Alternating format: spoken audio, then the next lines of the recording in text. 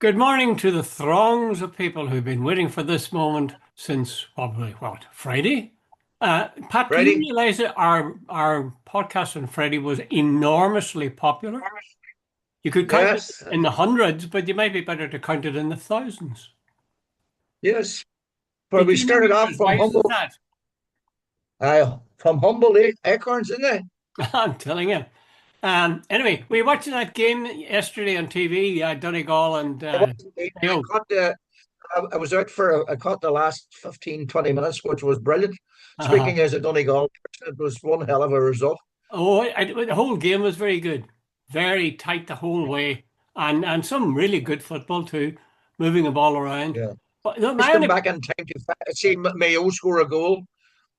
yeah, yeah. I don't understand all the rules though. Do you? Do you understand this two pointer? I'm not totally, but no, this you have to be outside the box to score a two-pointer. I think that it was to stop this thing about the way, and I think Donegal was responsible for this sort of passing all the way up to the goal mouth.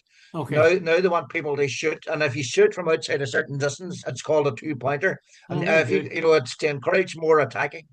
There's another thing Donegal was pulled up for yesterday, and that was having less than three backs or something like that. Was that it? Uh, Yeah, you're supposed to have. You see, at one stage was nearly all this defensive stuff, and Donegal, Jim McGuinness came up with it as a system one day, and I got in. But I watched the Dublin Donegal game, and I think it was the worst game of GA ever seen.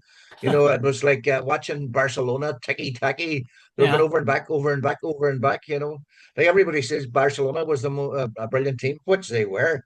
But Oh, yeah. Jesus, I found them very boring to watch. The good old English Premier League game where somebody puts the ball up a field and three and two a centre forward and a centre half goes for it and two wingers waiting for the ball. It was exciting stuff. This sort of very sort of precision football. Uh, Like it's brilliant, but geez, not very exciting. I think, Pat, well, my view would be that if you talk about Barcelona, it's only when in the later stages of Barcelona's ticky-tacky stuff that it got to be sort of boring, and other teams in the Premier League. But when Barcelona were at their height, when they were playing the likes of Chelsea, God, they were great. They Aye, ticky-tacky, but they could also shoot. And I remember them beating Chelsea with almost like Donegal yesterday, the last kick of the game. And it was brilliant. It was aye, a kick from the middle of, yeah, I'd say it was at least 10, 20 yards out.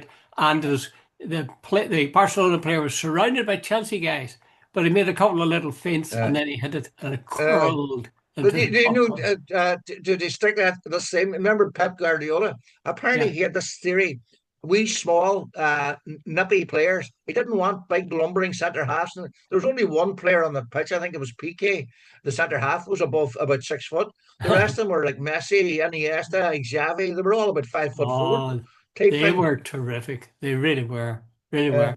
I long for them again. But I must say that was a good yeah. game between Mayo and Donegal yesterday. I mean, yeah, I nearly had to Donegal. leave the house as a result because Oh, of you're the. married to Mayo? Yeah. I don't know if she's going to like you anymore, Pat. No, I don't think so. Okay, right. What are we going to talk about? Enough of this chitter chatter about our personal affairs. What would you Yeah. like to start with, Pat? Well, I'd say, Jude, well, there's a couple things. Like, let's start. Hey, let's start with something really. And I watched a part of that Donald Trump's military parade on oh, Saturday. Jude, it was brilliant. I saw a bit of it on TV on Saturday evening or Saturday night. Jude, apparently I didn't know this, Jude, but apparently there's this thing in America called Craigslist. It's some sort of like a sort of a magazine. Apparently they were offering people money to come to the parade. Trump's parade.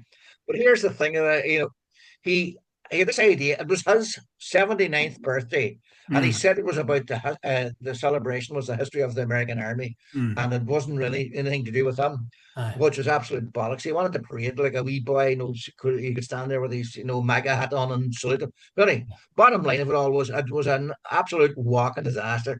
The White House claimed there was something like 200,000 there. The independent verification people say there was less than about 100,000 there. Secondly, it was very sparse every which way. Trump apparently nodded off during the thing. Marco Rubio was, as the Secretary of State, was seen looking at his phone a couple of times.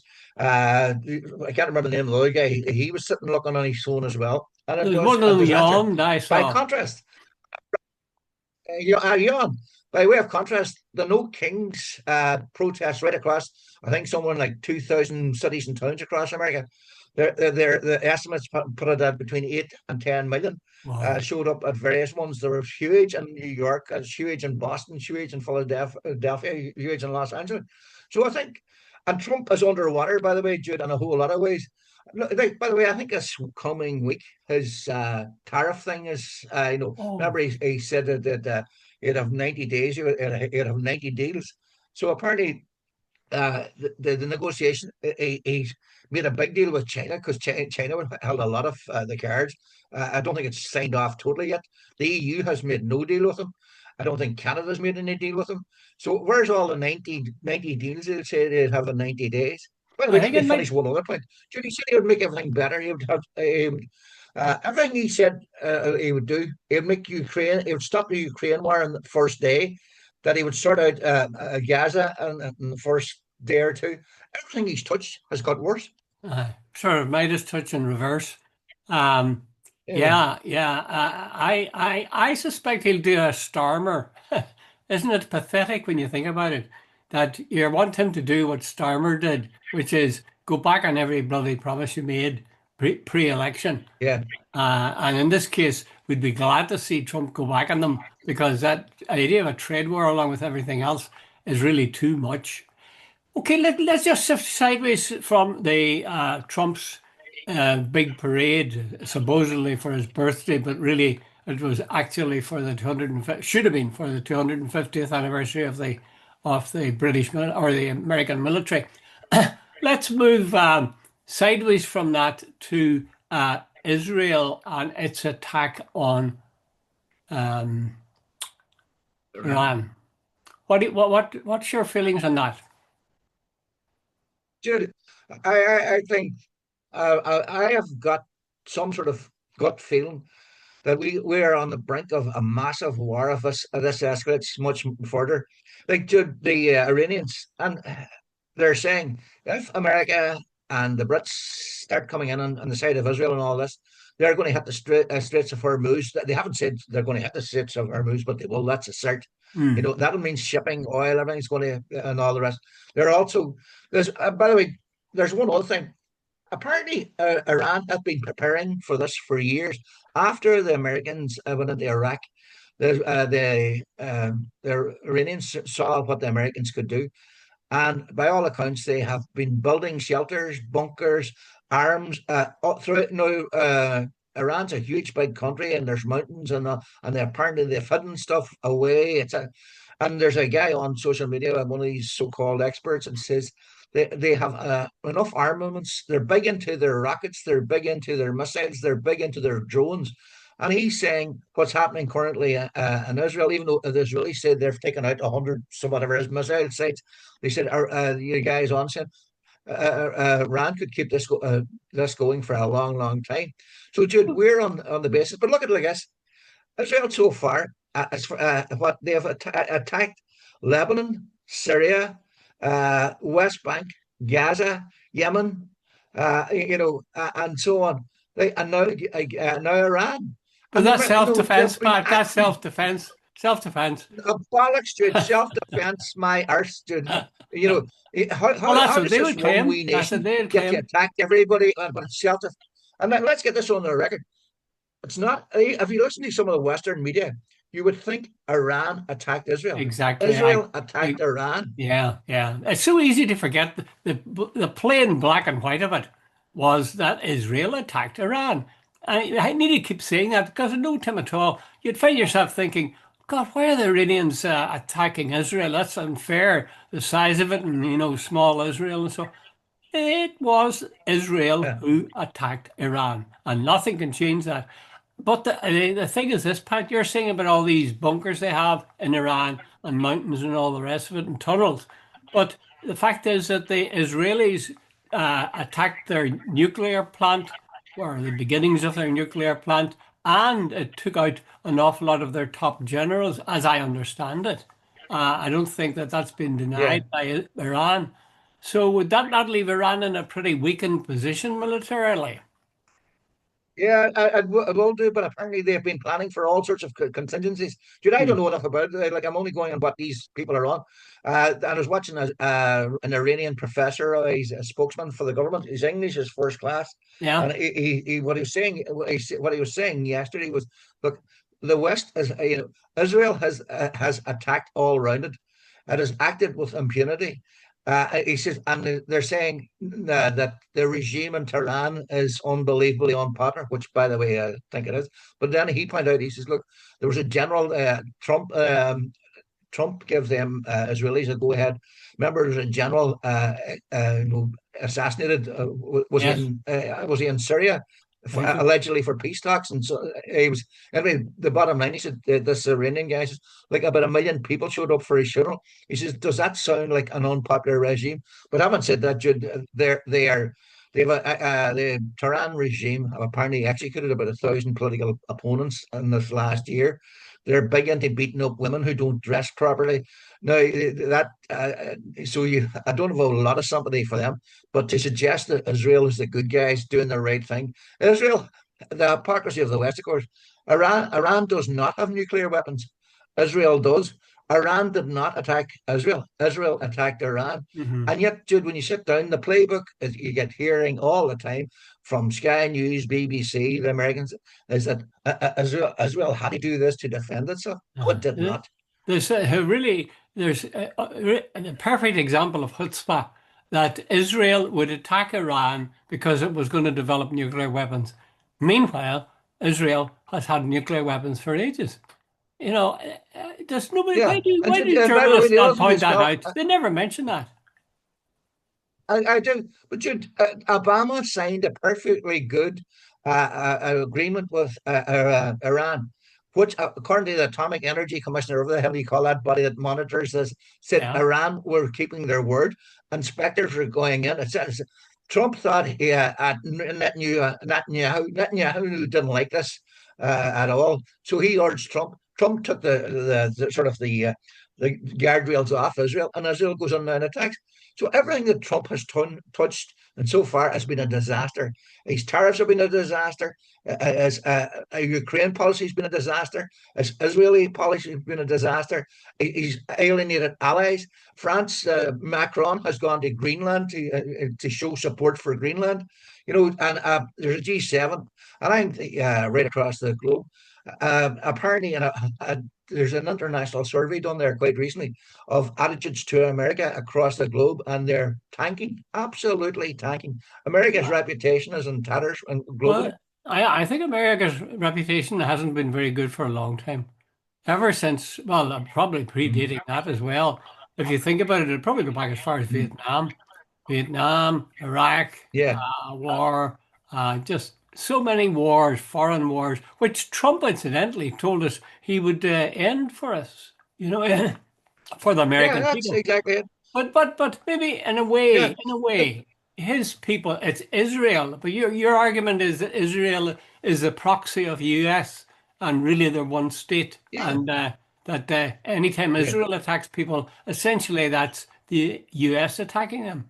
I wonder if it's that just as clear as Well, that did you now. see? I've never. I started off believing Israel, Israel was America's proxy. I'm Yeah, starting to think it's all the way around. I Uh, was uh, saying that. Israel is the one calling the shots on Yeah. America as Israel's Well, it proxy. does appear they could do Because damn near anything whatever, they want. It does, absolutely, and are yeah. doing it, Jude.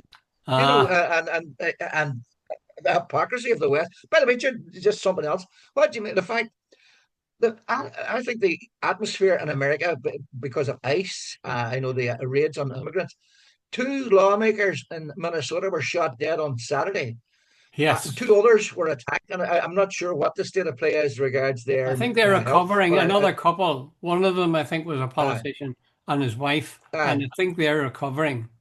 But the but Jude, two, here's the thing: had that been a Muslim guy, it would have been it would have been held to pay.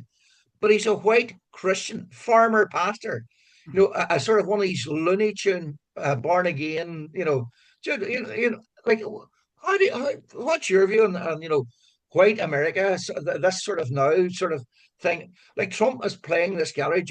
He wants to go back to 1970s Ballymena, if you know what I But mean, but he where has they were the full but Pat, control. he has said, that that he detests what happened to those two. Uh, Ah, bollocks, yeah, Journal, you don't believe that? at all. Not for a I second, must Jude. say, Julie, but I thought it was a step beyond what I'd seen so far. America is very tense within itself. And for those two people to be killed, one of them a very prominent, I gather, senator within, was it Minnesota? Minnesota, And yeah, then the other one, the attempted assassination. That really is, it's becoming the Wild West. And there yeah, must be, the danger would be, you see, there must be people, there's millions of Democrats. There must be some among them who would say, well, those guys are going to try that. I'll try this. And they'll attack some yeah, Republicans, some outspoken Republicans who are right wing. And, all hell could break loose. I know Americans who have said they really are fearful their country will descend into civil war. Do you think they're yeah. exaggerating, Pat? I know that happening, the shooting brings it nearer, but do you think it'll actually go to that? Well, Jude, you sometimes judge things. You know the old one: don't judge people on what they say, but what they Hmm. do.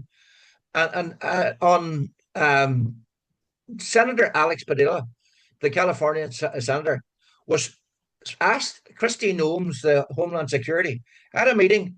A senator who's top notch, when you think of it, was wrestled to the ground, handcuffed, like a 60, 70 year old man. And the disrespect was shown him.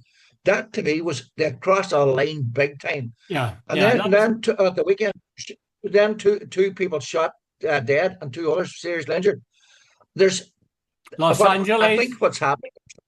Los What? Angeles. Don't forget Los Angeles, where guys are living in fear because they're simply immigrants. Yeah, Been there for years, exactly. decades, maybe. But Trump, I think they're pushing authoritarianism to, and that if we can do this to a senator, we can do it. And if you listen to some of the American stuff, Christy Nome said we are coming here to California to rid this place of socialist and left wing whatever. Jude, what right is a right wing rabid dog type politician from I don't know what state she's from? The governor of California was democratically elected by a huge majority. Hmm. The Democrats run California. It's the most prosperous state in the states. It sends someone like 80 billion in taxes to the authorities each year.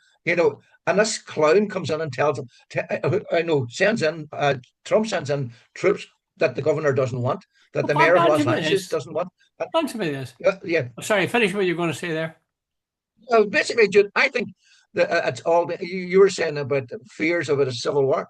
Uh, Jude, there's a total ideology, a fascist right wing ideology has been forced on the country by Trump, and I presume the Bannons and the Stephen Millers behind it, who are basically racist.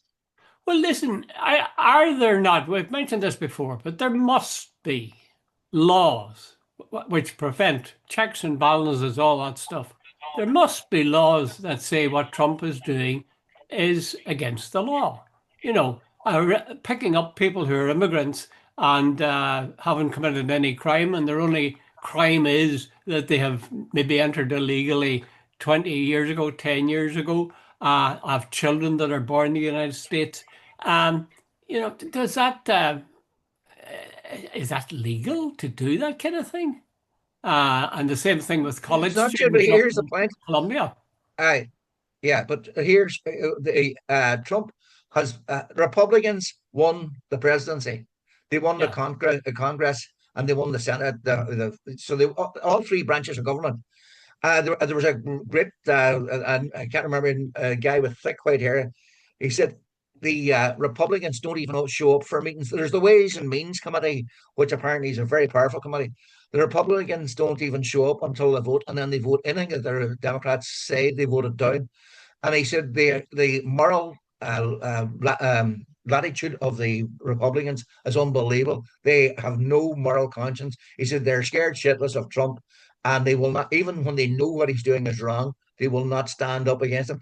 And very, very few Republicans have put their head above the parapet to say what ICE is doing is wrong, that the fascists know some of the rhetoric's wrong. Nothing, Jude. Well, that's true. But what about when Trump criticizes and wants removed from office judges throughout the states? Very often, judges who have come out against him. But hold on, Jude. Is that Hold legal? on, I'll And ask is you there a nothing question. they can do about it? No, it's not. But Jude, here's the point. Where when Trump does that, where are the Republicans to say, wait a minute, this is insane?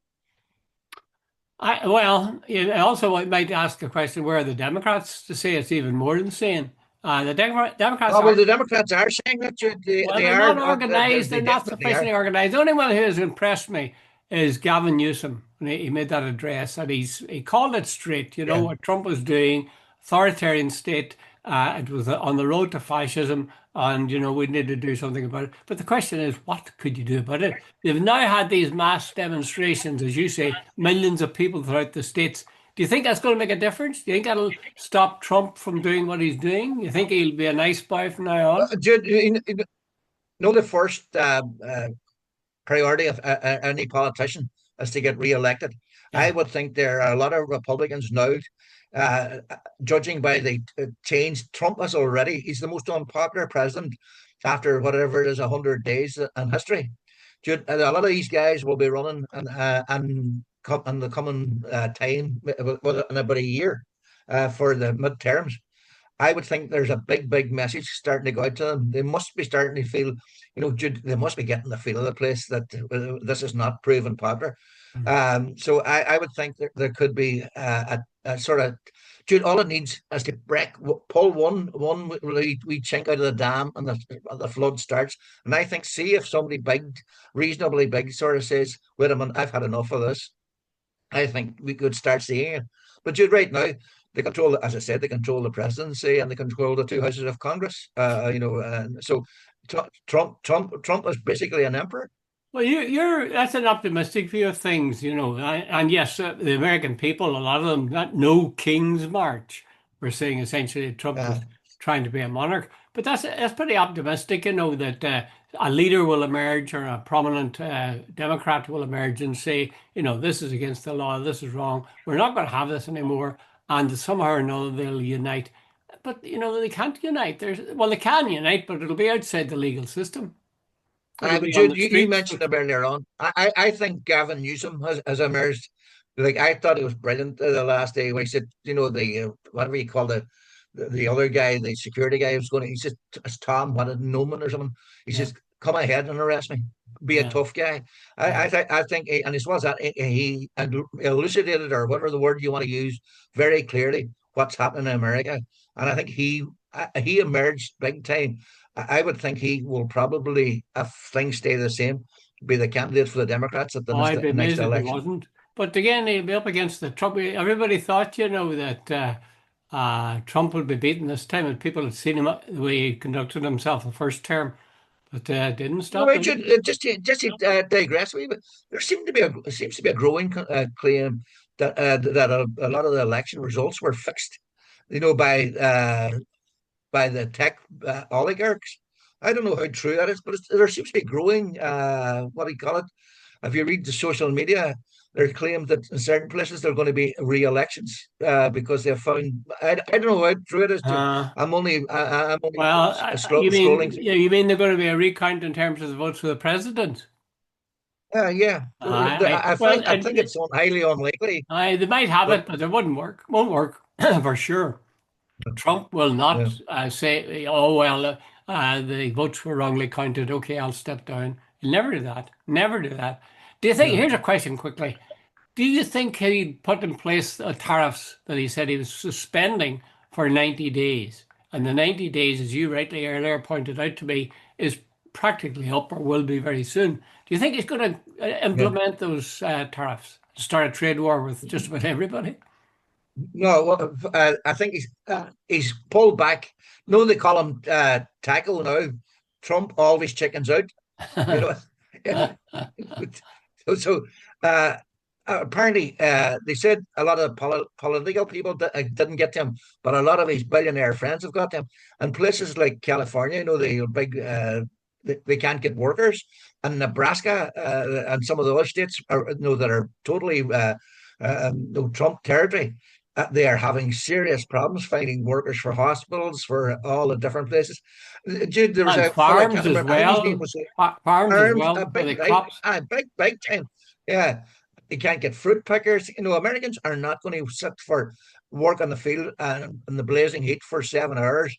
For $5 an hour, whatever it is. They were getting Mexicans and all the rest to do that, and so on. So, Jude, their crops failing in the field, their fruits failing in the field. They can't get workers for some of the health services. They can't get workers for some of the factories because Americans won't do dirty work. So, and apparently, a lot of his big backers, supporters, the people in the hotel industry, people in the, all the are saying to Trump, these are the people getting them. Hey, ease up on the immigration because our workforce are disappearing. Jude, they were making big bucks on the backs of the poor workers. The Americans are not going to work for them. So, and the other thing as well, Jude, their tourism industry is going through the floor. There was Oh, a yeah. very, very good interview on Australian broadcasting. A fella, I think he's called Andrew Kitchen, a young writer who was refused entry. He went in and he was pulled out of the line. He works for some newspaper, and he said he was pulled out of the line at Los Angeles airport by a customs or border control. And he was asked about his political views. He says, "What's that got to do with no going into America?" In other words, he has written quite extensively on the student protests. And he said he had been at several of the marches. And he says there was no anti Semitism at them at all. But he said Trump's narrative and agenda is to say that all these students are anti Semitic, and that's what's his agenda. He had written that that was not true. They were sent back to Australia. He was deported. It was sent back. Good grief. Well, Yeah, fair play. yeah, Trump did say if anybody, for example, went out marching or tried to have a counter demonstration from his military parade, that they'd be met with maximum force, which is outrageous. I mean, yeah, that's one of the basic laws or rules of the way America works, that you yeah, have freedom of yeah. speech. But as far as he's Mm. concerned, it doesn't really matter. Um, yeah, I will leave. Let's leave Trump to stew in his own juice for a wee while. Yesterday was Father's Day. Were you Yes. were you snowed under with cards, Pat? Were you had your tender No, no, loving no. care at every No, turn? my wife took me. My wife took me out for my lunch yesterday, as it was Father's Day. So Uh, well, that was it. But now, Jenna, somebody who got on to me the other day and says, "See all this stuff." By the way, do you believe in all this stuff?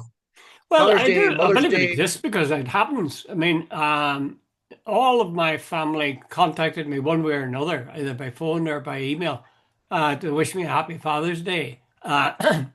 At least three of the four are fathers themselves. So what I did Yeah, was I sent an email to them and I wished them a happy Father's Day. And I said, and this is the truth, I apologized for all the things I hadn't done when they were growing up. Because when you uh, see them with their children, I feel really ashamed. I feel guilty. I really feel guilty in ways that I didn't at the time, that I wasn't more yeah, involved.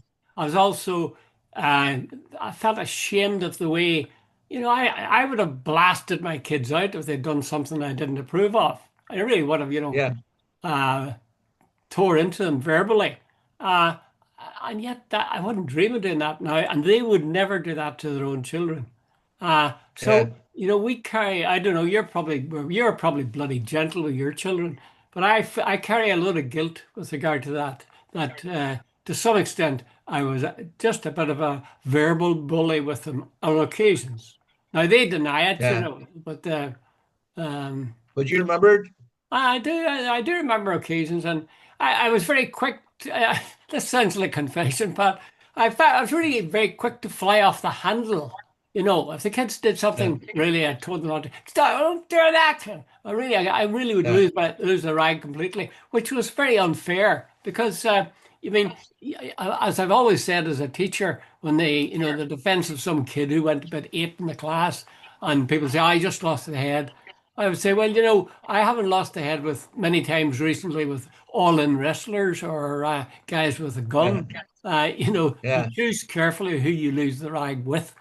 But all that said, I suppose it's a commercial deal in practice. But yeah, um, it could be worse things. Could be worse things. yeah, Fathers, I suppose it reminds fathers that they should be fathers. Really, Were you a good father, yeah. Pat? Well, as a father, you would hope you were. I like.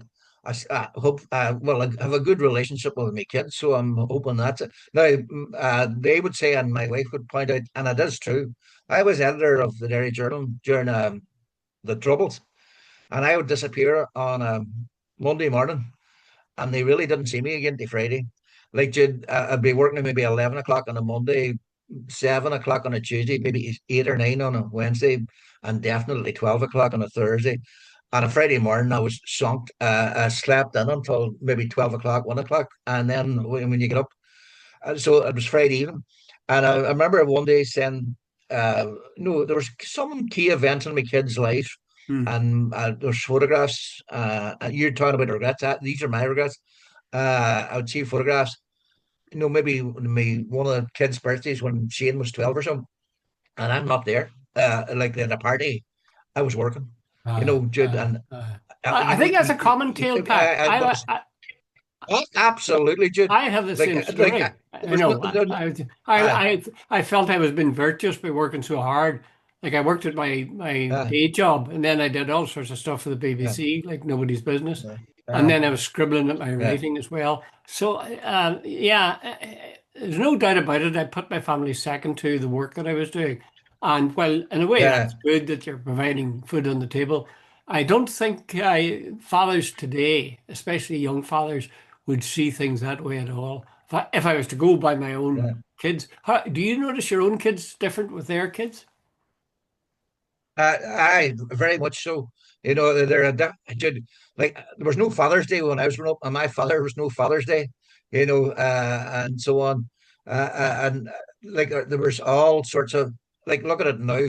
It's so Jude, I don't even know when Father's Day started. I presume it was in America somewhere, but uh, I think it's probably a good thing in some ways. It's recognition, and maybe it gets fathers more involved.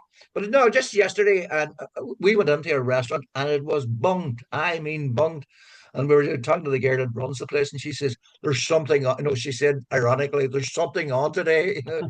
you know, Yeah, she knew it yeah. was Father's Day. Hey, so I mean, changing the subject to something totally different. Right. I, a Canadian guy, Michal Boyle. He's left, as he says, the foothills of the Spirens near Mahara, as far as I remember, and he emigrated to Canada in 1967.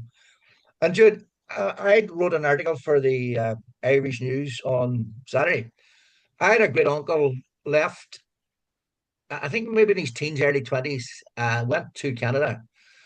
I think they got a few letters over the years at the start, and then he just disappeared. What they Yeah. think happened is that he got caught on the Spanish flu, that he went to the Yukon and died there. He wasn't married. No one's.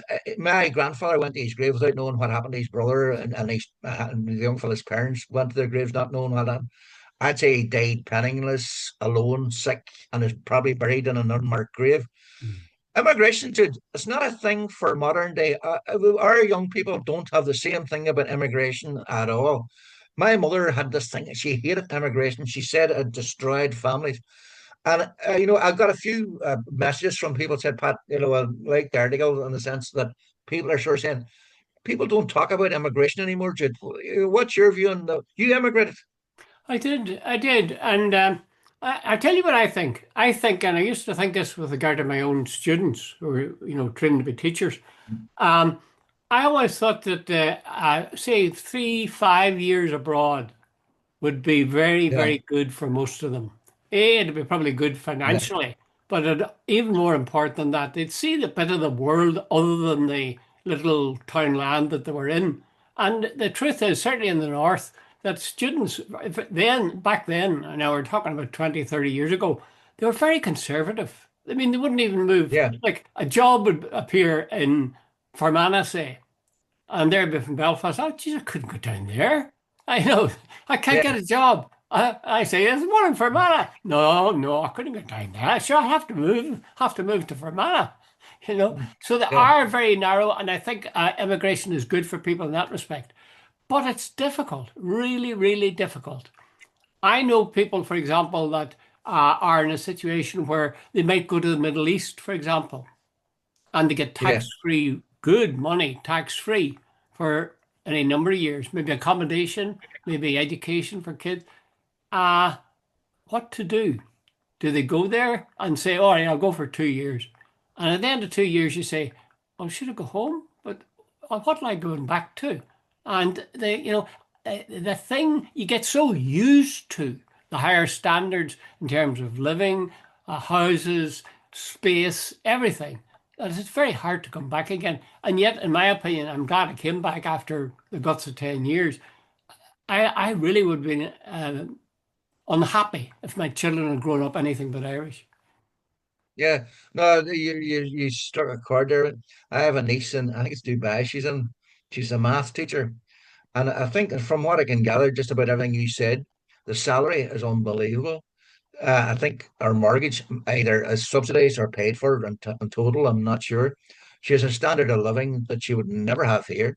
She's saving, I believe, money and she intends to come out. But I think she went out originally, her and her husband, and they have a couple of kids, went out there originally to stay a couple of years. I think they're there about 10 at this stage. And Jude, you see, like, but what she come? No, okay, she's math teacher. She'll probably get plenty of jobs around here, but that's not the point. It's a sort of a different lifestyle. But no, what it Exactly. was, Jude, this guy's called me Hall Boyle, and he left his parents 67. He went to Newfoundland, and Mhm. he said it was, he was uh, he saw a job advertised in the Irish news. Come to the land of the moose. No weaklings need apply. So, and anyway, he was offered a job as a principal of a school shortly after leaving St. Joseph's as a training college in Belfast. Anyway, when he arrived, the job wasn't there, and he said himself it was a very awkward situation. Anyway, but he ended up loving Newfoundland. But as he said himself, it was nearly a home from home eventually. But the immigrant, it's an immigration thing.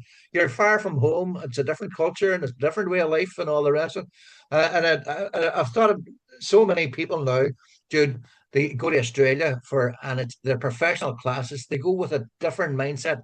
A lot of our guys of my generation left to do pick and shovels. Now these guys are going to with computer degrees. And Mm. I was chatting to a doctor the other day. She said, well, a lot of her classmates are in Australia, Mm. Well, you see, that's the thing. It doesn't matter whether they're, accountants or professional people. They're still abroad. They still left Ireland, and whether they like it Yeah. or not, there'll still be a little hole in their heart for Ireland. You know, Brian Friel has a line in Hmm. the play. One of the characters who's going to go to Philadelphia to stay with live with his aunt, and the old teacher says to him, "Be 100% American if you do go. Don't turn all the time looking over your shoulder back what could have been and talking about home. Be 100% American." And I can see the sense in that, and yet it's so hard for people. As you know, all Yeah. Australia and Canada and America, there's any number of Irish clubs and associations where people sort of group together to Yeah. comfort one another or have each other's company. And that's Yeah. bloody bad news. It's a bad country Yeah. or a bad state that makes it necessary for its people to go. And in many cases, they have to, like Mm. even doctors have to go because it's very hard getting jobs or getting half decent pay. Certainly, that's the case in the north. I know Yeah. that. Okay, we're nearly out of time, Yeah. Pat. Anything you'd like to say? What I have to remind me to talk about this the next day. There was an article in the Irish Times saying, "What do people are people most loath to talk about in ordinary conversation?" So you can think that one. Think Don't about tell it us for the yet, next Pat. day. Don't give us your verdict, though. Okay. No, no, no. Keep it for the next day. And we're going to try to Bye, get Jude. this sorted out. It'll be side by side this time again, guys, but we'll do our best. Okay. All right, Pat. Thanks a All the lot. best, Jude. Good See luck. ya. Bye. Bye. See you, Jude.